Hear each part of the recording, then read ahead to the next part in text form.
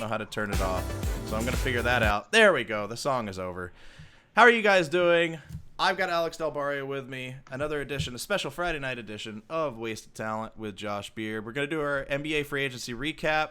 We'll start it off with talking about the Rockets, but we want to talk about definitely all the moves that were made throughout the NBA, how that changes a lot of the things. A couple of moves that were made just a little bit ago that changed one team in particular, and there might be a player available that I think that the Rockets should at least try to go get that could help them coming off their bench or help them with a little bit of depth.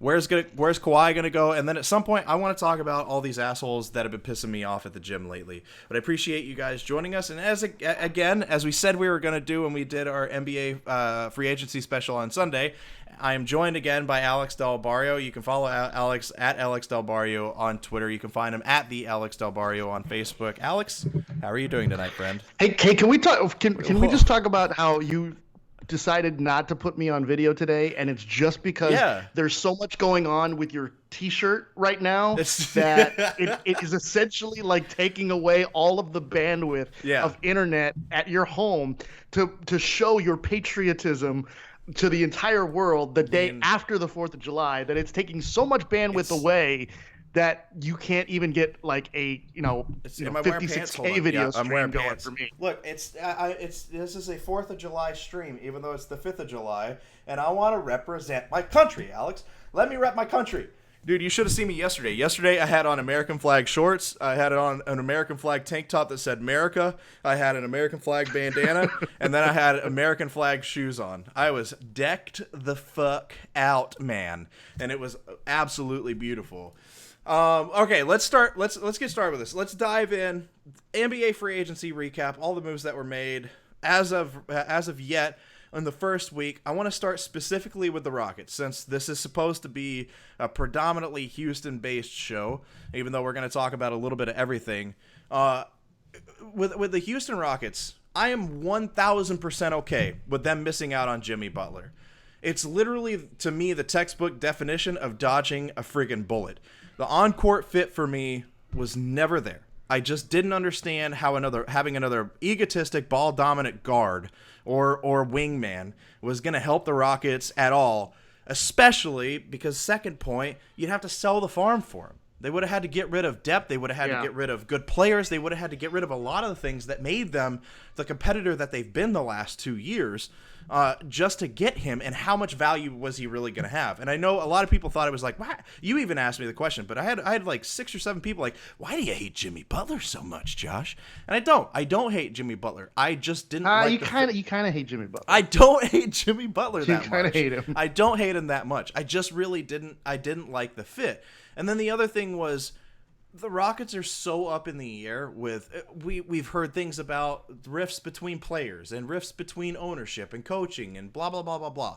And who knows if everybody's on the same page, and whether I don't care at this point whether it's all real or it's all fake. I really don't care about that. If there really is or is not a rift between Chris Paul and James Harden, we're gonna figure that out as soon as the season starts, right? They haven't re-signed. They haven't signed Mike D'Antoni to an extension. It's probably not going to happen, and who knows where he stands with Tillman Fertitta and Daryl Morey. But I don't care about any of that. But the idea of introducing a guy like Jimmy Butler to possibly a locker room into a team that has that many reported issues didn't seem like the best idea in the world to me. I'm just saying. And so those three things, the on-court fit, the locker room volatility, and selling the farm just to get him, I'm totally okay with them missing out on Jimmy Butler, because I don't think that was the move that they need to make. So I've obviously I have a couple of questions. Like, how do you feel about Butler choosing to go to Miami and the Rockets missing out on him? To me, you know how I felt along the way about your commentary about Jimmy Butler. I didn't think it was unfair, but I thought you were being a little hyperbolic on it. I don't think his acquisition would have necessarily made them a worse team. I don't think he would have been a locker room cancer. Right. I do tend to think that there were situations in Jimmy Butler's career that were certainly eye-pointing. The situation in Minnesota I thought was always interesting with Jimmy Butler, because a lot of people looked at Karl Anthony Towns as the guy that was kind of really Jimmy Butler called lazy and this team doesn't want to win and there's not, but he was always supposed to be the guy that like instilled that in those guys, in those young players, and never did. And what it told me along the way is that Jimmy Butler was never is not a number one player on a team that's going to win you a championship. Not.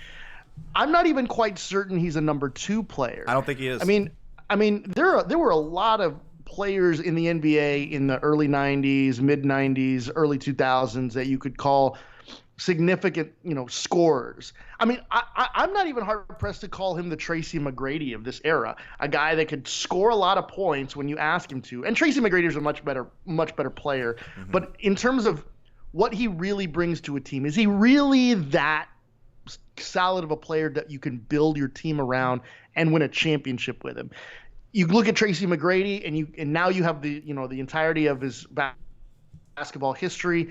You could say there were moments in his career where you thought that could have been the case, but ultimately it proved not to be the case. Then he got injured, and then he obviously retired. Right. I think the same could be said with Jimmy Butler from his time with the Bulls. That moment, he had a little bit of that moment with Philly and a little bit of that moment with Minnesota. But I think now, based on his decision-making going to the Miami Heat, what's left of the Miami Heat, how much are they going to compete? I mean, it'd be interesting to look at their roster kind of moving forward. But when you've got Boston making moves, getting Kemba Walker, when you've got Philly certainly doing their thing and bringing in Al Horford, they look sick. Toronto still in the mix to keep Kawhi Leonard. Mm-hmm. Milwaukee was in the Eastern Conference Finals last year. When you look at the competitiveness in the East right now, the top five teams, to me, you can interchange for the top those top five seeds. Oh, absolutely. It's a lot like how the West was 4 years ago, 3 or 4 years ago, when it was Golden State, Houston, San Antonio, and then insert somebody else. Portland it was Portland 1 year, it was New Orleans 1 year, where it was like all those teams were just as good as each other. We're going to finish within somewhere around the same record. You could say the same thing about the Eastern Conference right now. So to me, Jimmy Butler choosing Miami, unless there was something promised to him in terms of it's not going to happen this year, but next year, give us a shot. I found it really interesting that he elected to not only choose not to play in Houston, despite the fact, right, all the situation going on with Chris Paul and James Harden, but to go to a team that truly can't even compete in their own conference right now as assembled. That to me tells me that his ego must be at a certain level, that he thinks he's that good, or he doesn't care about it at this point and is just going to take the money. But if it was about money, he would have stayed in Philadelphia. So I just found it really interesting about everything. Well, if it was about the money, then he would have re-signed with Philadelphia, and I guess he gets the money. He was going to get the money whether it was Philadelphia, Miami, or Houston, right? Because he was going to do a sign and trade. So that, at this point, I really think the only answer is that it was his ego, and that he legitimately thinks I guess if you're Jimmy Butler, you have to do this, right? If you're the player, you have to bet on yourself. But in Jimmy Butler's world, in his mind, he's as good as Kawhi Leonard. He's as good as LeBron James and James Harden and all these other guys, and he's just not. I think you're totally spot on whenever you say that he's not a guy who can lead a team to a championship. He's a guy. I honestly do not think he can even be the second star on a championship, or maybe he could be the second star on a championship team where it's like a very specific person that he's playing with. But I think he is a third guy. He is your third star. He's not a superstar player. He's to me, honestly, he's a borderline star player with the way he played in Philadelphia last year. Like, he was still good in Philadelphia, but he wasn't as good as Joel Embiid. He wasn't as good as Ben Simmons. He was only marginally better than J.J. Redick. If we're being completely honest, and he gets paid a fuck ton more than J.J. Redick does. And so that's why I'm so okay with the Rockets missing out on Jimmy Butler, because it's a guy who has the ego, who thinks he has to be the number one guy on the team. And how would that have meshed with being there with a ball dominant guy like James Harden? Like we always not only that, but a ball dominant point guard in Chris Paul, right? And a system built for those two guys, and not for Jimmy Butler would have been a 3-and-D guy. And does he want to be a 3-and-D guy? No, which is probably why he went to Miami. I mean, it would make his life significantly easier. But right. I don't know if he thinks about basketball in that particular Do you know sense. who it I reminds think me he of a wants little to bit? be. It kind of reminds me of Dwight Howard. Like where Dwight Howard, if he would have just been okay with being a pick and roll guy and a star defender, he could have been one of the best players. If he would have been okay with being a pick and roll guy in Houston, then him and James Harden would still be he would still be in Houston probably, and they would have won a championship and they'd be running the league. But Dwight Howard always wanted to be the guy. He wanted to be a low post guy. He wanted to be a back to the basket guy, and didn't want to be what Clint Capella has become for the Rockets. But that was his bread and butter. He was so efficient and so good in the pick and roll, but he just didn't want to do it. That's what Jimmy Butler feels like to me. It's a guy who he could be one of the best, if not the best in the league at doing this one thing, but he is trying to square peg in round hole himself because he thinks he's more than what he is, or thinks he deserves to be more than just a 3-and-D guy. Well, what's wrong with being the Reggie Miller? What's wrong with being like a guy who could be the highest level 3-and-D guy in the entire NBA? There's nothing wrong with that. He just doesn't want to be that. Yeah, I think it's slightly different because I think Jimmy Butler, the Miami Heat aren't going to be bad with Jimmy Butler. I don't think they're going to be, but they're not going to be competing for a chip because I just have the pieces to do that. The thing about Dwight Howard is that he just saw himself as a much more talented. He wanted a much more versatile game and really only had certain aspects that would make him successful at that particular stage of his career in that system, whereas Jimmy Butler has extra skill sets, and you're asking him to take those away and not use them for the sake of his team. Speaking of Dwight Howard, Washington just dumped him to the Grizzlies, and they're probably going to waive or trade him. The Grizzlies sent C.J. Miles to the Wizards. Well, that just happened. I kind of want to talk about that real fast, just for a second, because the Grizzlies also waived another guy at the same time. The Grizzlies waived Avery Bradley. And at the start of the show, I said, hey, there's a guy out there that just got waived, but from some moves that were just made, and I think he could really help the Rockets coming off the bench as a role player, maybe as a starter. However, Avery Bradley is that guy. Avery Bradley, for the majority of his career, has been a plus defender. People like to point to him being a minus, he's a minus defensive box plus minus guy, but that's also because he was coming off of the bench behind Marcus Smart, who's one of the best perimeter defenders in the league. So of course he's going to be a de facto minus guy, but if you look at his defensive win shares for a good majority of the time while he was with Boston, he was definitely a positive defensive win shares guy, and then he starts getting moved around to Detroit. He goes to the Clippers for a couple of years, and then he ends up getting traded from the Clippers to Memphis last year. But he is a guy who's a 36% career three-point shooter. He's only 28 years old, might be 29 by the time the season starts.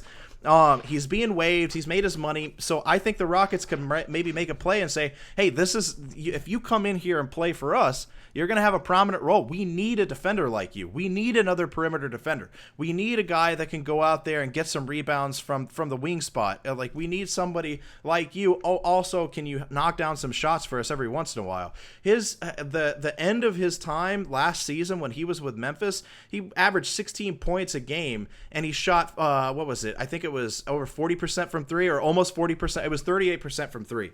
He was absolutely ridiculous with Memphis last year, and in the right system, in this system specifically, Avery Bradley is a guy who they could say, oh my God, let's go get him right now. Because I'll be honest, I love that the Rockets missed out on Jimmy Butler, but I'm not okay with keeping the status quo. We talked about during our free agency special that I wanted Al-Farouq Aminu was a guy that I thought that they should find a way to go get him. He obviously decided to go to the Orlando Magic, but Avery Bradley would be that kind of guy where he is a 3-and-D guy. So I think the Rockets should go out and get him because I'm not okay with keeping the status quo. So, like, Avery Bradley, to you, is he a fit or no for the Rockets? Well, let me give you some extra numbers on Avery Bradley. If we're gonna go all nerdy and let's go NBA stats, man. Let's go NBA stats. Let's make this a very Daryl Morey friendly show.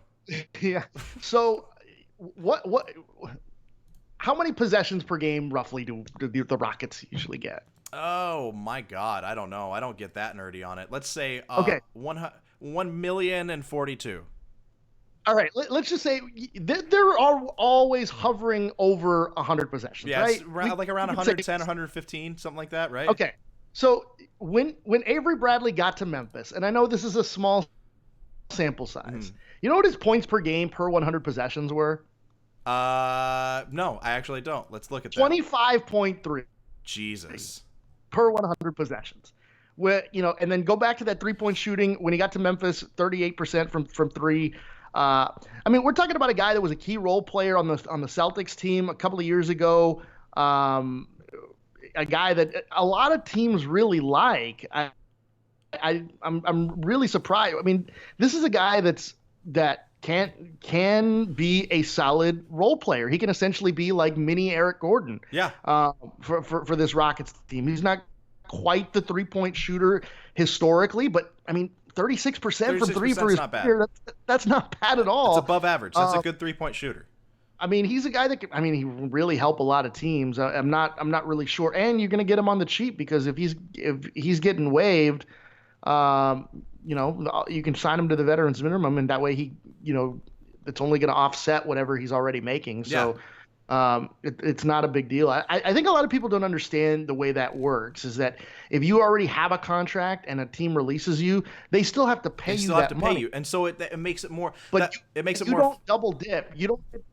Go ahead. You don't get to double dip as a player. No. You have to. You essentially get what you're making, and if a team signs you for more than what you're scheduled to make, which would not be the case in Avery Bradley, then obviously you would make the larger salary, and the other teams would get offset. If you're making less, it just gets off. You get paid that much money from the team that you're on, and that offsets what the other team is scheduled to pay you based on them waiving. Right, but because he got waived and he's still going to make the money, usually in those situations, the guy signed for a veteran minimum or something like that, or something more affordable for the team. Right. Yeah. And so, with the Rockets, they kept Austin Rivers. Obviously, we already saw that. They kept Daniel House. Who else did they keep? They kept everybody pretty much, right? For the most part, for the most part, their playoff rotation is intact. Don't forget Gerald Green. Gerald. They brought back Gerald Green, PJ Tucker, Eric Gordon are still there, Clint Capella is still there. So they're bringing back the squad. But what's the thing now? The thing with Avery Bradley is the one thing the Rockets like to do is they like to switch on defense, and so that's one of the reasons everybody said this year didn't work is because they didn't have a Trevor Ariza type player that was a little bit longer and more versatile that could switch on guys. But Avery Bradley, I don't care if there's nothing else out there. I still think he would be a better option than a lot of. You're not going out and getting Danny Green. You can't afford Danny Green. You can afford Avery Bradley. Who is out there saying Avery Bradley is not a good fit for the Rockets? Oh, I don't think anybody would. I think everybody would agree he's a perfect fit. I don't know. I wouldn't understand that. I mean, we're talking about a guy that was a key role player on that Celtics team. Now, granted, he got hurt in that. Was it the first round series that he got hurt? In 16 when the Celtics made the East Finals It was either the first round or the second round, but I can't. He was all defensive team. He was the second leading scorer behind Isaiah Thomas on that Celtics team, a team that went to the Eastern Conference Finals. Granted, not as difficult of an East as there is right now, but I mean, this is a guy that's a starter still in the NBA, starter level player in the NBA that you could get to be essentially a sixth man on this team, and I think makes them significantly better because. The one thing that happens with the Rockets, as we've seen over the years, and this goes back to even when Kevin McHale was running the show, is that Mike D'Antoni loses confidence in guys quick. Very quick. In the playoffs. And that bench goes from a 9, 10, 11, 12-man rotation that you see in the regular season, and everyone's all excited about, oh man, look at Daniel House, man, he needs to get more minutes, and I'm trying to think of some more examples over the Von Wafer was way long ago, but you know what I'm saying? Like how Houston fans fall in love with like end of the bench guys. And they're like, oh, yeah, that guy needs to get more minutes. Yeah, go Pete Chilcutt on him, Shit. I can't believe you just dropped a Von Wafer on me, dude. Troy Daniels is another good example of it. Troy Daniels, he won us a game. Let's play Troy Daniels more. I'm like, no. Von Wafer he would be the star if the Rockets let him be. If they really built the offense around Von Wafer, the Rockets, he'd be an all-star. It's like, man, we should bring back Ish Smith. Man, those 8 minutes he played in that first game, he was awesome. Oh, who are some other guys? Let's see. Carl Landry was one. Patrick Patterson was one. But Carl Landry had some really, really good plays in the playoffs back in 2007. Was that the 07 playoffs, something like that? But yeah, Avery Bradley would be a great dude to come off the bench. Could you imagine, just imagine a second unit that's got Avery Bradley and Eric Gordon coming off of the bench? That'd be a really, really dangerous backcourt with those two guys coming in the second unit. So I would love to see him doing that. Let's say Rockets don't make any moves at all. Well, hold on. A couple of comments real fast. Adam says, you teach me so much about sportsing. Thank you, Adam. And Dankman says, how are they not watching Zion? Don't worry. We're going to talk about the Pelicans in a little bit because I think the Pelicans made some moves that I really, really like. This is an NBA free agency podcast. Yeah. It's not a summer league podcast. No, it's not a let's watch Zion play in the summer league podcast at all. Although I am recording that. I'm also recording the Maverick. I'm recording the Maverick. I don't know why I'm recording the Mavericks because I don't give a crap about Isaiah Roby for the most part, but I'm recording the Mavericks summer league team right now. But let's say they don't. Hey, is Iman Shumpert still on the roster or is he a free agent? No, I think he's a free agent. I don't think he's on the roster anymore. But Zion versus RJ, first of all, that Twitter notification popped up. So yeah, I'm recording Zion versus RJ Barrett. Don't worry. But one last thing on the Rockets before we move on to some more of the free agency stuff. Are you okay? Say the Rockets don't make any more moves, which I just don't see happening. They'll sign a couple of guys.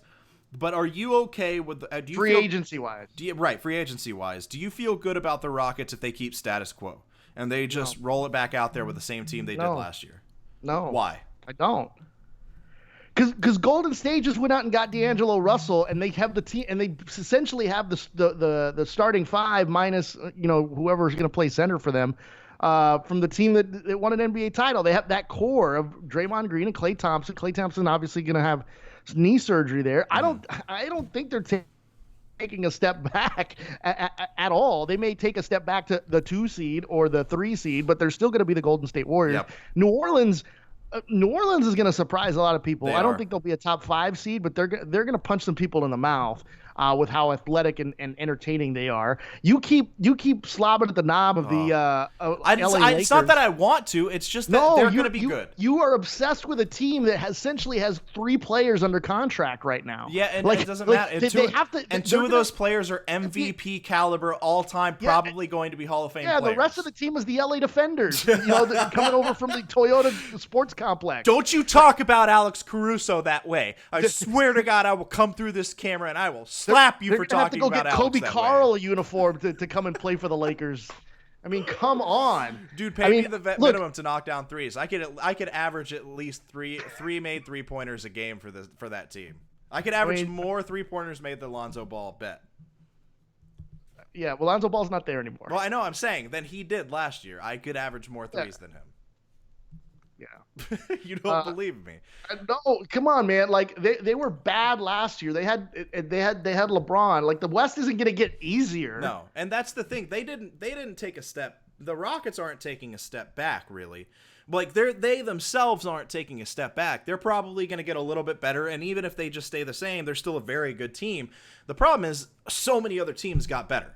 How about this? Denver is still good, and they were the 2 seed. The 2 seed last year. Exactly. San Antonio got better. Yeah. I don't care what anybody says. San Antonio got better. If they get DeMarcus Cousins, dude, I forgot. Yeah, I forgot about that. I saw that rumor the other day. I was like, man, of course. Why is someone going after DeMarcus Cousins? I don't know. I don't understand it. The only reason, did nobody watch medicals? Game 5 of the finals? I don't get it. Nobody watched that game when he came off the bench and essentially dominated, help rejuvenate that team? Yeah. Was it game 4 or game 5? I think it was game 4. I think it was game 4.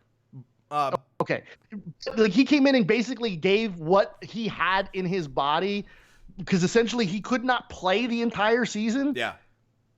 Yeah, it's absolutely silly.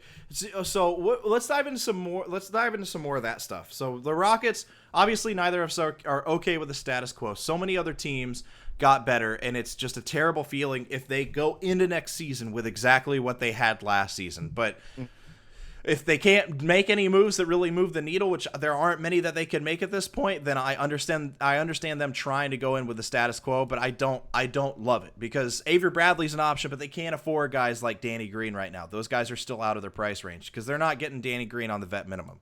So let's dive into some more of the NBA free agency stuff. So let's talk about the winners real fast because I definitely want to get into the losers and our biggest surprises, and then where Kawhi is going to go.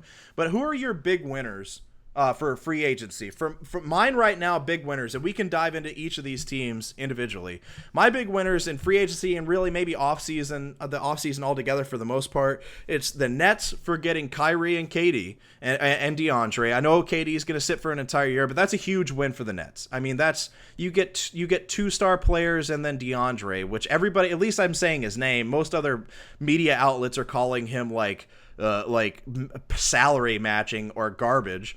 But so the Nets are one. The Celtics are a big winner, getting Kemba, and they missed out on Al Horford, but I think they did a good enough job reloading. They got Enes Kanter, who I think is going to be a good fit with them. 76ers are a huge winner for me because they got Al Horford to fit with their team. It's going to be really fun to watch Al Horford and Joel Embiid play together. The Warriors getting D'Angelo Russell. The Pelicans, we talked about them a minute ago, and I want to dive into them a little bit more in just a second. The Pelicans, just getting JJ Redick and making some of the moves that they made, they're going to be a playoff team this year, most likely. And it depends. It all depends, and it's all around like how good is Zion going to be, but he's probably going to be pretty damn good. And to me, another big winner was the Jazz. I think the Jazz made some pretty good moves in free agency. They're going to be a surprisingly good team. They're going to be much better than they were last year, which they weren't bad. But, I mean, you got Mike Conley, Donovan Mitchell, and some of the other moves that they've made with Bogdanovich. And who else did they pick up? They picked up a couple of guys, but they made sneaky good moves to make them a really dangerous team, especially when it comes to defense and three-point shooting. But who are your biggest winners for NBA free agency? Who are they and why?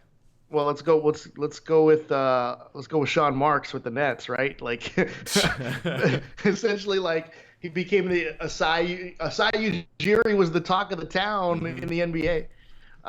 Oh, can you hear that? Sorry. No, it's okay. Hang on. Don't worry about it. Move past it. I can't hear anything. I had the ad pop up. Sorry, it was pulling up. Oh my God, Alex! This is a professional sports talk show. Have I told you my slogan here on Wasted Talent with Josh Beard? It's super serious sports. I don't need. Don't you regularly tweet out my fake radio show? No, I would never tweet that. What are you talking about? Who would? I would right. never say a thing like that. Okay. So the talk of the town was Asai Ujiri for so long, and then all of a sudden, Sean Marks comes in and says, "Hold my beer," and basically reinvents basketball in the city of New York. but not with the team we thought it was going to be. Not with the team that we thought New York was going to be reinvented basketball for. That sentence didn't make any sense, but just decipher what I meant there. Especially because Sean Marks doesn't work for the Knicks. I know because he doesn't work for the Knicks, but I mean, everybody thought if basketball was going to be reinvented in New York, it was going to be with the Knicks. But then Sean Marks was like, nah, fuck that. It's the Nets, which Brooklyn's way cooler than the rest of New York anyway. Yeah, and they've got the sweetest unis and the sweetest floor. I mean, it's not the they don't. I mean, they're honestly their arena sucks, but other than the Garden, what else does New York have? The Knicks have going for them. So the Brooklyn Nets are the obvious choice. Mm-hmm. I want to say that I wouldn't call them a winner or a loser, but I would guess they would trend winner is Golden State because they still made out okay. The problem is in the D'Angelo Russell deal is they lost Iggy. Andre Iguodala, which is a key player, and I think that significantly hurts them more than we want to kind of let on. I'm not ready to, the Lakers haven't really done anything yet because they're still waiting on the Kawhi Leonard situation.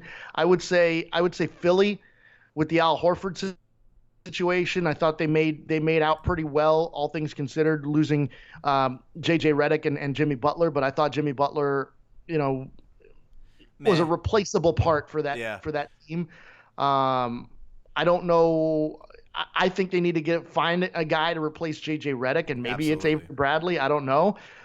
There's gonna be significant interest for Bradley all over the league, as there is for Danny Green. And those are the guys that teams are looking to fill out their roster with, and that's why we haven't seen a lot of these guys sign because they're waiting to see what the market will bear for those guys, because I think teams will overpay for certain guys, provided they're available when Kawhi doesn't sign with their particular team. Winners, Brooklyn, Utah. You almost have to say Miami, because what were the Miami they weren't before do Jimmy anything. Butler got there? Yeah. That's fair. Losers, you kind of have to say the Houston Rockets. Yeah, absolutely. They're number one on my list. Even though you're okay with the fact that they did not get Jimmy Butler, and I still think there are moves to be made as of July the 5th, 2019 at 8:49 p.m. Central Time, you have to put the Rockets on the list of losers. Absolutely. Just because they're a team that essentially said, we're going to make some waves, we're going to make some moves, we're going to do this and we're going to do that. And then just like a fart in the wind, it just flew by, and nothing happened with the Houston Rockets. And this is kind of like, this is becoming a regular occurrence. Yep. For all that we give credit to Daryl Morey, and certainly it's warranted a lot of the time. You can't praise the swings for home runs and not fault the strikeouts. Right. When it comes to Daryl Morey. I mean, we're talking about a guy who struck out mightily with Carmelo Anthony way back when he finally got Carmelo Anthony. He was gone quicker than he got here. We're talking about a guy that swung and missed on Chris Bosh. You had all the guarantees with Chris Bosh, and because of that whole Chris Bosh situation, lost Chandler Parsons in the process. We're talking about a guy that essentially gave up on Tracy McGrady, but was able to get assets for him, but not assets that put him in a championship situation. Went out and got James Harden, put the thing together with Dwight Howard, and then that kind of fell apart on him, and had to basically, jettison Dwight Howard from the equation. So he's made some good moves. He finally got a free agent to sign in Houston when Dwight Howard came. But ever since then, who's come to Houston other than Chris Paul? Right. And that was a situation of more him wanting to get out of Los Angeles than it was coming to Houston. Right. I think that was just the best fit for him, or at least the best and quickest possibility. That's how he was going to get out of LA the easiest and the fastest. And the Rockets at the time had the assets to make that move. I put them as my number 2 loser. They're absolutely one of the biggest losers in this, because, like we said, they have to roll out with a status quo that probably didn't need that they didn't have to run out with. If they had prioritized guys other than Jimmy Butler and prioritized guys that were going to be a good fit for them, then they could have been in on some of the other dudes. They could have been in on possibly the JJ Redicks. They could have been in on the Al Farouk Aminus, guys that we thought would be perfect fits for their style of play and what they want to become. If there truly, really are no problems between Chris Paul and James Harden, then it made more sense to go out and go for a lower profile guys than Jimmy Butler to help round out the team than to try to push moves. And to me, this is Daryl Morey. The Jimmy Butler thing was Daryl Morey grasping at straws because Tillman Fertitta wants him to make moves like that, and it's not as much of a Daryl Morey thing. Honestly, sometimes Daryl Morey feels like the guy. Kyle says, but Daryl Morey's a genius. Just ask him. Sometimes it feels like Daryl Morey is the guy who he tinkers too much. Whenever you're doing stuff, you're fixing something or fixing a TV or you're making food. I guess food is probably the best. I've never fixed a TV. Let's use a Matt Hammond analogy. It's like cooking dinner. Okay, Alex?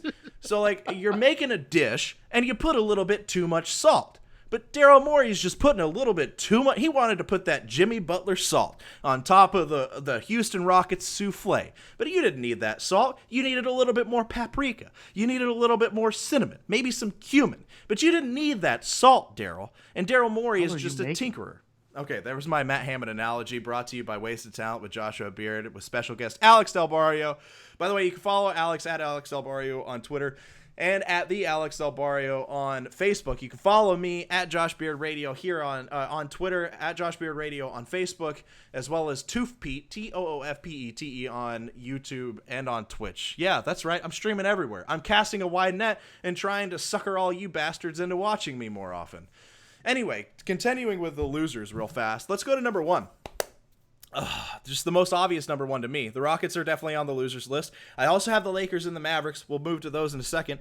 But the Knicks are clearly the number 1 loser in this free agency period for a multitude of reasons. Look, if they had just straight up missed out on Kyrie and Kevin Durant, that's one thing. Okay, that sucks. There's not much you could do about it. If the guys just want to go somewhere else, they just want to go somewhere else.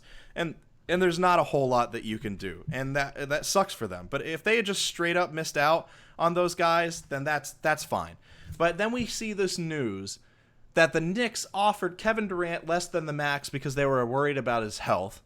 And then what was it, yesterday or 2 days ago, we saw that they backed out of a meeting with Kawhi because they wanted to focus on other free agents. Now, I totally understand the argument that, well, they probably knew they weren't going to get Kawhi, and they knew they weren't a real player, and they wanted to try to go get other guys.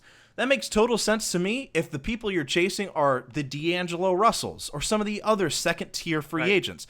But when the guys that you're going after are Bobby fucking Portis and Julius Randle, which I think Julius Randle's a fine player, don't get me wrong.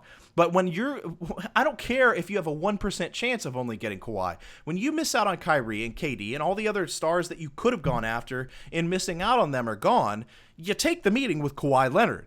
You do whatever you can to salvage do we know the timeline of that? Because not really. Do we know that? Do we know, because they could have potentially canceled that meeting before free agency really even began because they were focusing on Kyrie and Kevin Durant. And once that didn't happen, the meeting they had already canceled it, so there's no reason to meet with Kawhi because Kawhi wasn't gonna all of a sudden just take their meeting again. Right. Yeah. No, that's fair. Look, honestly, what it kind of feels like to me is Kawhi canceled the meeting, and the Knicks are like the boyfriend whose girlfriend breaks up with them, and they're like, no, it was mutual. It was mutual. I had other things going on anyway. I'm super busy at work right now, and, we just didn't have a lot of time. It was definitely mutual, but, she broke up with him because he's a lazy bastard, and she decided to go date the hot guy that makes more money. That's what it feels like with the... Oh, another Matt Hammond analogy. I'm dropping him left and right, buddy. Dropping him left and right. He hasn't done a show in, 30 days, so I might as well... Pick up the slack where Matt I know, left. Right? But yeah, no, the Knicks are the obvious biggest loser. Let's talk about the Lakers real fast. And I think the Lakers are a big loser, specifically in free agency, not in the offseason as a whole, obviously. Although they're an incomplete, though. They're an incomplete. So we know what Kawhi's doing. But that's why I'm putting them as a big loser right now. Well, as of this show, they're a big loser because they've missed out on time and opportunities because they've been waiting for Kawhi. And then the report just came out just a little bit ago. It came out 20 minutes ago that the Lakers might have to delay the Anthony Davis trade in waiting for Kawhi Leonard. So the article says by Bobby Marks on ESPN, if Kawhi keeps the NBA waiting on his decision past noon on Saturday, the Lakers need to push back the date of when the Anthony Davis trade becomes official. Because the way the money is going to work, they have to wait for that to happen before they have to wait for Kawhi to make his decision before they make this trade. So the Lakers have missed out on a possible D'Angelo Russell. They've missed out on any of the other free agents that have been out there, all the other options that could be at their disposal because they've been waiting for Kawhi Leonard to make a decision. And that's Kawhi to pickle. Oh, shit. I hate you so much for that joke, and it's so funny.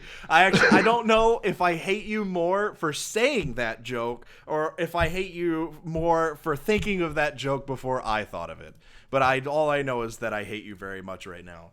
But that's fair. That's why I have the Lakers as one of the big losers because they're missing out on opportunities. They're missing out on time. They're missing out on team building because they do have Alex Caruso and a bag of potato chips as their bench right now outside of LeBron James and Anthony Davis, and they're a big loser because of that. Now, that changes instantly if they get Kawhi Leonard. And if they do get Kawhi, then I'm going to stop watching the NBA for the next 2 to 3 years. But for me, I have them as a loser. My final loser is the Mavericks. And the reason I have the Mavericks down as a loser is because I just don't feel... I love the Boban Marjanovic signing. That's awesome, the gentle giant. But he's going to, play 14, 15 minutes of super efficient basketball per game, tops. Then they went out and got Seth Curry, which I really like. Seth Curry is a better defender than people think, and he was one of the top three-point shooters the last 2 years. One of the best three-point shooters in the league, but he's still not Steph. And it's not a sexy signing, although I think he's going to fit really, really nicely alongside Luka Doncic. But they had the opportunity to go get a guy in Goran Dragic and be a part of that trade, that sign and trade between the Philadelphia 76ers, the Miami Heat, and then they could have been the third team to take on Goran Dragic. And they decided not to take on his salary because there were other moves that they wanted to make, because they're waiting on Danny Green. Danny Green's not making his decision, which Danny Green might be in the loser category because he's losing out on money and time, waiting for Kawhi to make his decision. But they're waiting for Danny Green. There were other guys that they wanted to get. They wanted to bring back some of their guys, and I'm just choosing them as a loser because they had Goran Dragic in their hand, and then either miscommunication or them trying to strong-arm the Heat or whatever it was, they lost out on that. And they lost out on the opportunity to be a third team in taking Goran Dragic. And so I'm putting them as a loser because that was a really, really bad look for them. The night, I was thinking it was night one, the end of night one or end of night two, whenever free agency opened, where it looked like they were the third team to take on salary, and then all of a sudden they weren't. And so I put them as a loser in free agency because of that. Well, what do you think about the Lakers and the Mavericks being losers in this? I don't necessarily agree with you on either front because I think not yet, because I think the Lakers are an incomplete and the Mavericks free agent signing is Kristaps Porzingis. Like that's fair. That's fair. And I keep forgetting about that. They already had him in the hand, but now they've got him for 5 years, and I keep forgetting about that. They locking him up after you made the deal for him was essentially what this was all about. This offseason was all going to be about for the Mavericks. Now it's about finding the right role players for this team. I mean, as for the Lakers, like I said, I'm not ready to give up on them, but as a train wreck of a front office as they have been, they still pulled off the Anthony Davis trade in this offseason. Well, not yet, but they will, yeah. Well, it's going to be done no matter what. It's just not I don't envision a scenario where it just gets rescinded completely and then Anthony Davis ends up on the Orlando Magic or something like that. That'd be so awesome. Oh my God, that'd be the best thing in the world if somehow it fell apart. Can you imagine if it fell apart in the same offseason where the Knicks essentially like blew up? Like the NBA in Los Angeles and in New York City will be just drastically different. Like you might, to steal a line from our buddy Mike Meltzer, fold the franchises. Yeah. Because to be that inept to where you've essentially put all your eggs in the basket on the Knicks side of things on Kevin Durant and Kyrie Irving coming, and they just don't. Not to mention the fact that the guy you traded for in DeAndre Jordan in the deal that got you out of the Kristaps Porzingis situation, he not only leaves your team, but he stays in the city to go play with those guys. Yeah. I mean, come on. And then go to the Lakers, and they essentially have 3 players on their roster and the extras in Space Jam, and they don't have anybody else because they're sitting and waiting on Kawhi Leonard. I swear to God, if you talk about Alex Caruso like that one more time, I am going to dunk on your head the next time we play basketball together. What's your obsession with Alex Caruso? He is one of the greatest Aggie players of all time. Don't you talk about Alex? I also play video games with one of his cousins, so I need you to shut up. Alex Caruso to Josh Beard is essentially KJ McDaniels to Matt Hammond. Yeah. Dude, go watch highlights. Go watch highlight clips of Alex Caruso dunking last year for the Lakers. I'm just saying, you'll be pleasantly surprised. He's a redheaded jammer. A couple more things that I want to get into first before we end this.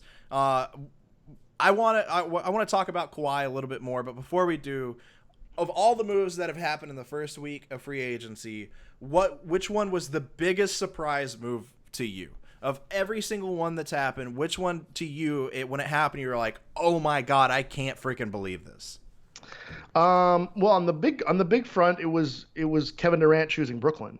Okay. I mean, I honestly didn't see that. I didn't see that coming. I thought it was a possibility, but I didn't think that was what was going to happen. It's not a big surprise to me since I predicted it, but okay. Saying. I mean, and that's fair, and that's fair. But I think on the lower tier front, JJ Redick going to the Pelicans, I thought was fascinating to me. That's a good pick. Yeah, I think it absolutely is, because of that second tier free agent, like obviously not star, but certainly a guy that's going to make your team significantly better by having him. Like him going to New Orleans was interesting because of where he is in his career, and like he got that big that big 1-year deal with the Sixers, and then he got another solid deal with the Sixers after that. And then he decides to go kind of to New Orleans, and the whole New Orleans situation is kind of unique and fun, but it's not championship contender situation. Yep. Like, what are these teams thinking? Like, what? Like, JJ Redick must be considering he's going to play significantly longer, to where he'll do the 1-year veterans minimum to go play for a title down the road. Right. He still wants to get paid what he thinks he's worth. So him going to Golden State for the vet minimum is not going to happen. Him going to Houston for the vet minimum is not going to happen. Right. So he went out and got what he thought he deserves. I think the other one that kind of surprised me, and he's kind of in the middle between top and second tier, is D'Angelo Russell going to Golden State. Yep, that was one that I was going to say. Yeah, I absolutely agree with that. Because that was not on my radar. That was not on my radar at all, just because I thought D'Angelo Russell was like in a situation where he kind of proved who he was as a player, the potential of who he was as a player in Brooklyn last year. And then Brooklyn kind of just said, yeah, thanks, but no thanks. And then he didn't end up anywhere else. Like, it didn't seem like anyone else made a huge push for him. And then Golden State kind of comes out of nowhere, and it becomes like the piece of the sign and trade for Kevin Durant that like makes it all happen, which just disgusts me to no degree. Yeah, no, They are one of the most well-run franchises, and as soon as they knew they were going to lose out on Kevin Durant, they still found a way to keep themselves from dropping to the best team in the Western Conference, which they probably would have dropped, especially without Klay for the majority of the year. They potentially could have dropped from first place to fifth, sixth, and now they put themselves back in the top 3 conversation with D'Angelo Russell potentially. But one of the funniest memes that I saw, or one of the funniest pictures I saw, was first looks at Steph Curry and D'Angelo Russell playing together, and it was Steph Curry and Monte Ellis back whenever they played on the Warriors together. I was like, oh shit! But D'Angelo Russell's a better 3-point shooter, a better distributor, overall better defender than Monte Ellis was. So I don't think it's going to be exactly the same. I do think they're going to end up being a top 3 team, though. It was one of the biggest surprises to me. It wasn't really frustrating as much as I'm just in awe that the Warriors just continue to find ways to make moves happen. No matter what happens to them, they just continue to find ways to get better all the time and to constantly add value. And that's what's so frustrating as a fan of the Rockets, as a fan of the Mavericks, teams like that, where it's like they could be good if they found a way to do the same thing, but they're just not willing to pull the trigger on the right guys. Like the Rockets specifically, for some reason, they felt like they need a third superstar or a third megastar instead of just kind of pulling the trigger on a guy who's just a little bit below. If they would have gone with your idea during the free agency special of Al Horford, imagine if they had made that sign and trade for Al Horford. Yeah, I think that would have been absolutely incredible to target Al Horford instead of Jimmy Butler, and then you could have Al Horford playing along with those two guys, and that's a possible championship contender, a top 3, top 4 team in the Western Conference. So it's frustrating to watch the Warriors make that move when the Rockets won't do it. And speaking of Al Horford, that was my biggest surprise. To me, that was. Oh, I didn't think about that one. That's good. That's good job by you. They keep Tobias Harris as well. So they lost JJ Redick, which is a big hit to them because people don't realize how freaking good JJ Redick keeps getting. It's every year he gets better and better, but because he's not your 1, 2, or 3 star, people just kind of forget about him. But he's one of those guys that he is just a glue guy. He's a good defender. He's not just a 3-point shooter. He's a fast enough guy that he can actually create his own offense. He's a shot creator. And then he also happens to be one of the best 3-point shooters that the league has ever seen, one of the best 3-point shooters in the league right now. And losing out on him is going to be big, but they're still rolling with the Ben Simmons experience. They've got Joel Embiid, they've got Al Horford, they've got Tobias Harris, and they've got some other good pieces around those guys that are still good players. And the 76ers are going to be a dangerous team in the Eastern Conference, especially with adding Al Horford. It's just, of all the teams I saw Horford going to, I thought the Mavericks could be a team. Maybe the Lakers make a play for him if they don't feel like that they can get Kawhi, which would have been interesting to have Al Horford and Anthony Davis playing together. Maybe the Rockets do a sign and trade. The Pelicans could be a team. Oh my God, could you imagine the Pelicans if they have the guys they have now and then they had added Al Horford? Horford. But no, the 76ers swoop out of nowhere and grab Horford, and it just blew me away. I thought it was just one of the craziest moves, and it happened like an hour.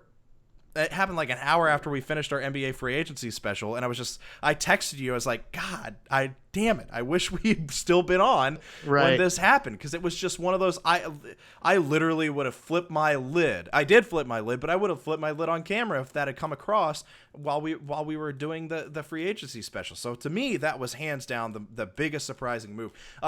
There's a couple of moves that just real quick hits that I want to talk about that we really haven't gotten to dive into, but I think they're big moves. Hassan Whiteside going to the Portland Trailblazers, I think, is a really strong move.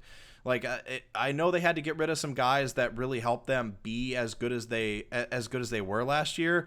Rodney Hood re-signed with them, but they had to get rid of who was it that they had to trade away? What's his face? Can I just say I'm just reading your crawl right now, and it says, yes, this show is real. Yeah. Sort of. Sort of. Yeah, it's sort of real. Myers Leonard is the other guy. How did you just read that crawl? You've been watching the whole thing, and that's the first time you've read? No, I'm not watching it because I don't need to see your stupid face. You do need to see my stupid face. You need to see how I'm on the show. You need to see how I'm reacting to the things that you're saying. Thank you very much.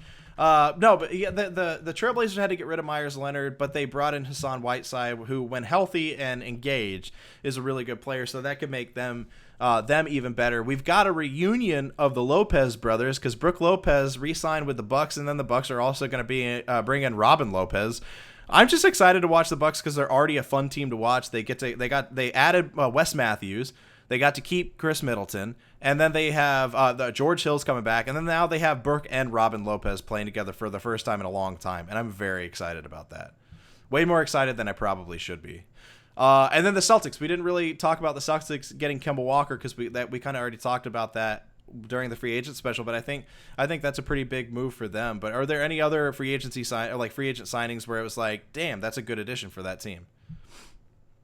I'm trying to think right now. I think we're still kind of on the waiting game a little bit for Kawhi, for certain teams, because Kawhi's move is going to affect a lot of things. I think it's going to affect where Andre Iguodala goes. It's going to affect where Danny Green goes. It's going to affect where I think it's going to have an effect on where DeMarcus Cousins goes. Yep. It's going to have an effect on Avery Bradley. So there's a lot of things that I think are still kind of up in the air in terms of like what teams can be made better. Right.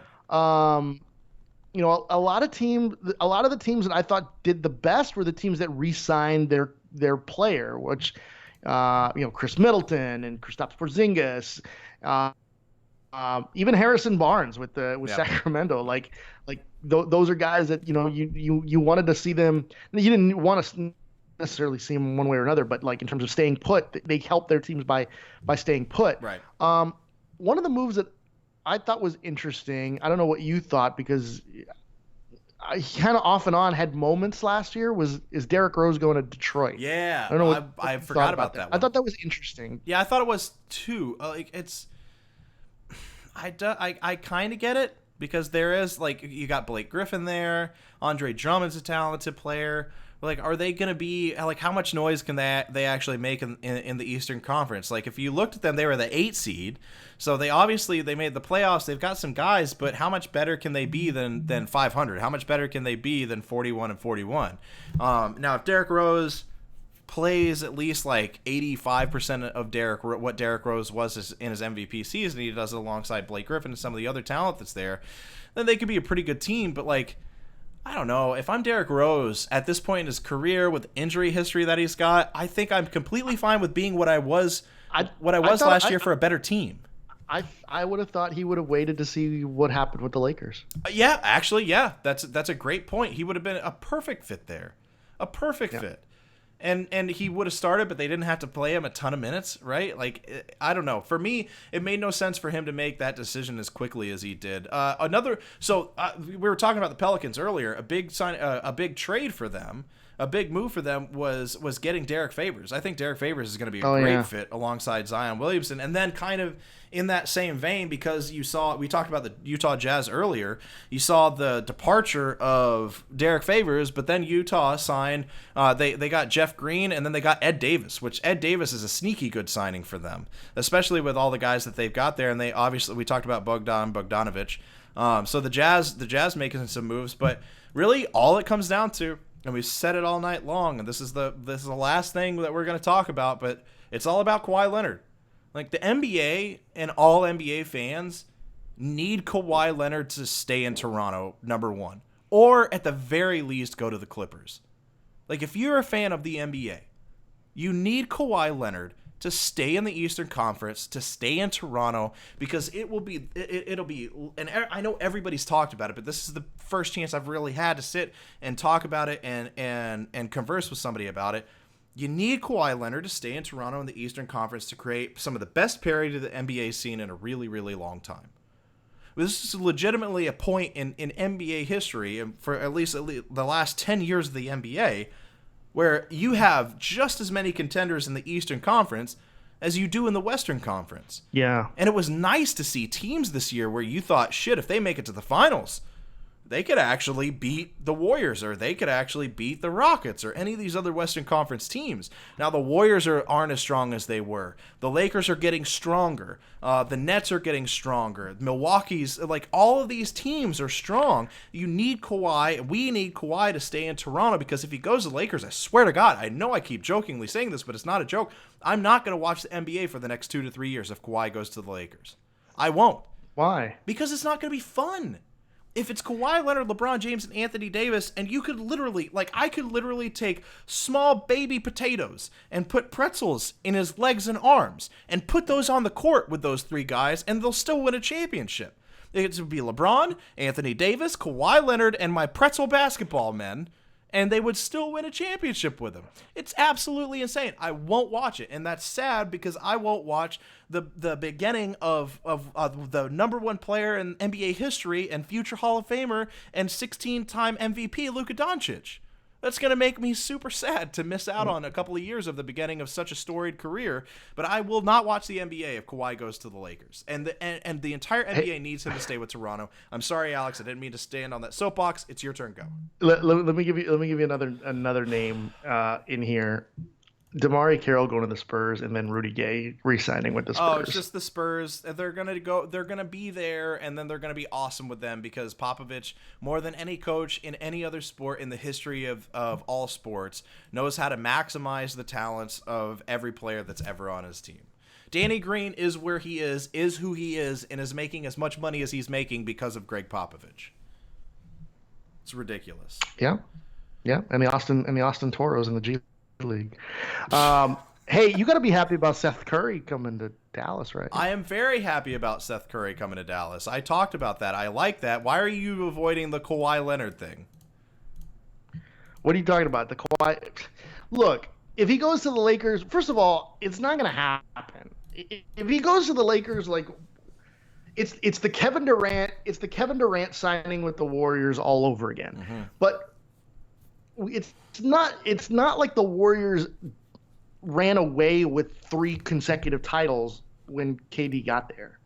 Like, they won the first one pretty convincingly, and then the second one they had to work pretty hard. They came back from a 3-2 deficit against Houston to go to the NBA Finals, and obviously, took care of business against Cleveland.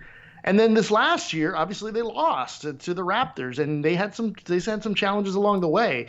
So, again, talking about the Lakers, the difference with that is KD was going to a team that had won a championship 2 years prior, and it was a 72-win regular season team that just didn't win the NBA title.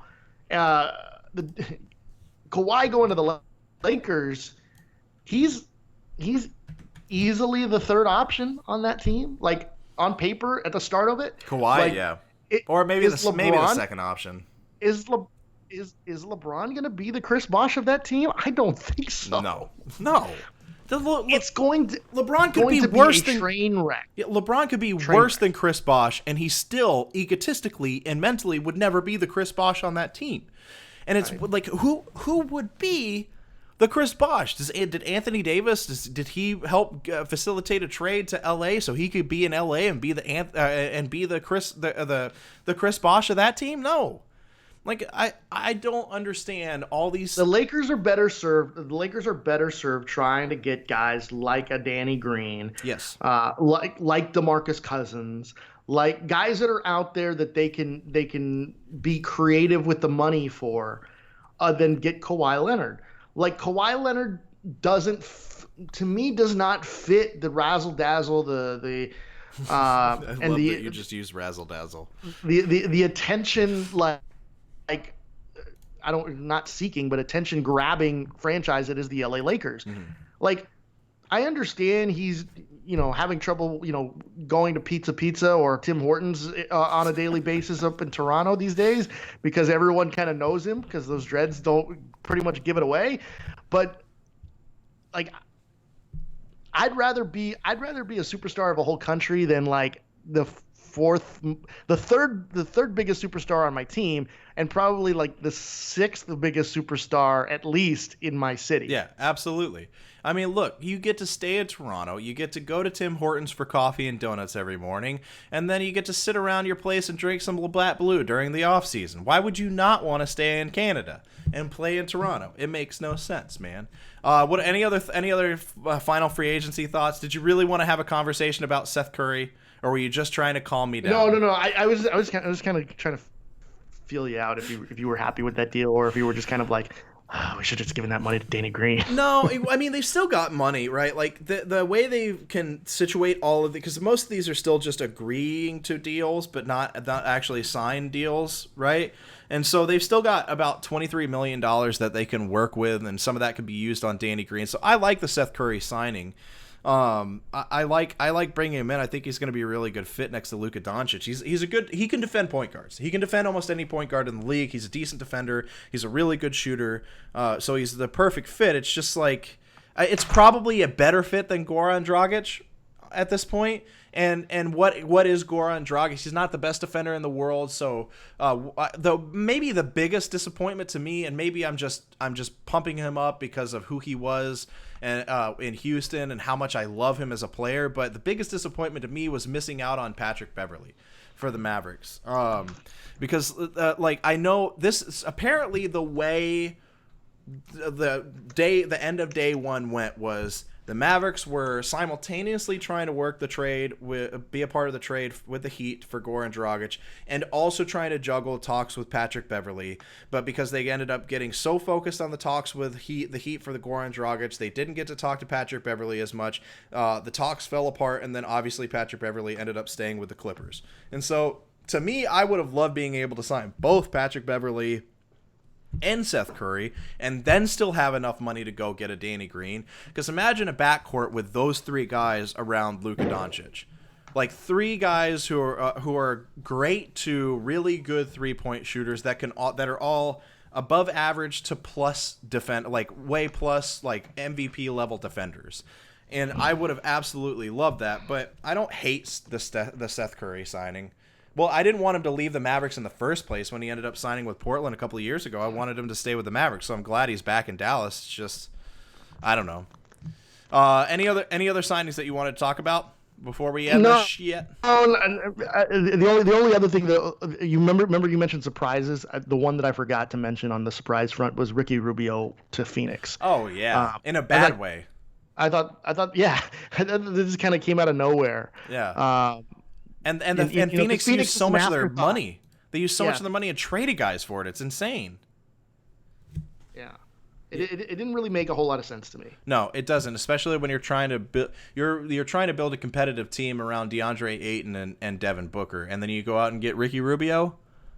Like that signing made zero sense to me, especially whenever it was rumored that they were targeting guys like Julius Randle. Julius Randle makes sense for the Phoenix Suns. Malcolm Brogdon made sense for the Phoenix Suns, but they didn't go after any of those guys. They went after a weird Euro hair, greasy-haired Ricky Rubio, who can't even shoot a three-pointer. Like that, I didn't like that move at all. Speaking of things that I don't like, people in the gym have been pissing me off lately, man. I know I put that in the rundown. You were talking about this on Twitter. I've been talking about it a lot on Twitter. There's another guy today, dude, where he was doing lunges all around the gym area. It was already annoying that people were using all the Smith machines and squat racks for like dumbbell shit. But then there was a guy like just straight up lunging around in between and through all of the equipment. Like, go outside. We have a basketball court. Go do lunges on the basketball court. We've got just not all sorts of sidewalks through our neighborhood. Go do lunges on the sidewalks around our neighborhood. What in the hell are you doing, you psycho? People what's the worst person at the gym to you? What is the absolute worst person? I mean, I don't go, so. In the times that you have gone, what's the worst? Okay, so the times that I have gone, well, number one for me is dude that doesn't wipe. Oh yeah, sweat. It's so gross. And down here in South Texas, it happens a lot. It's so simple. Just take a rag, spray the stuff on it, and wipe it down. It takes 20 seconds tops. And a lot of these gyms are already equipped with like wipes, near the pieces of equipment. Right. I just don't understand. And then number two for like, I honestly don't get bothered by like grunt guy or like dances around the weights and slaps his. I kind of like those guys. Slaps his body before, because they're entertaining to me. I'm trying, it's monotonous to go to the gym. You got to get a little entertainment going every now and then, but not racking your weights guy. Oh my god. I what sucks is I'm so anal about it that I end up walking around and racking all the freaking weights that people didn't put back on the racks. And that makes me hate it even more because I can't stand to see weights. Anybody could get hurt by those things. I can't stand seeing them laying out. I hate that guy. That's such a good one, man. The ones that I hate the most are guy who stares at women too much guy, which is, I just want to point out, I hate myself. It's guy who got, oh, okay, fireworks are going off outside my house. That's awesome. Guy who sits there and has conversations on his phone or texts on his phone for 20 minutes in between sets guy. Because look, I am in a hurry and I'm trying to get shit done and I don't want to sit there and wait for you.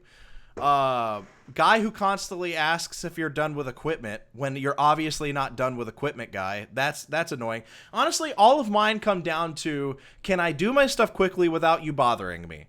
If I can't get my stuff done quickly and then you bother me and try to talk to me and interact with me as a human being, I'm going to be annoyed by you in the gym. Yeah. But anyway, I've been having problems with the gym. I'll probably keep having more problems at the gym because I live in a freaking neighborhood with a bunch of entitled assholes that think they own the fucking place whenever they come in. So I'm just going to constantly have problems with dudes lunging around in front of me while I'm trying to do shit. Anyway, Alex, thank you so much for joining me again tonight. Thanks, man. I appreciate it. I've had fun. Thanks for wearing such a loud T-shirt. Thanks for wearing such a loud T-shirt that I couldn't appear on the show. But I bet nobody could even hear what I was saying because they were just staring at my damn shirt the entire time. Either that, or they had to stand up and like give the national anthem. No, that's true. They had to salute the entire time. You can find Alex at Alex Del Barrio on Twitter, at the Alex Del Barrio on Facebook. Where else can they find you, man? Yeah, those are the two places, and then on Instagram, if you guys are privy to that, at Alex Barrio on that as well. Are they? Is it grammars or Instaers? Instaer. That's too hard to say. I don't want to say that. You can find me at Josh Beard Radio on Twitter, at Josh Beard Radio on Facebook, and you can find me Toofpete TOOFPETE on YouTube, Twitch. And what's the other one? And on Instagram, if you want to see pictures of me for whatever fucking reason. I don't know why you're watching me right now. I don't know why you'd want to see pictures of me. Honestly, what you should do is turn the show on and close your eyes and just listen, because that's the good part. But I appreciate everybody watching us tonight. I appreciate everything. And Alex, I really appreciate you coming on for a second time, man. Thanks, man. Thanks for having me. Hope to do it again. All right. Good night, guys. Y'all have a great night. Have a good weekend. I'll see you on Tuesday at 9.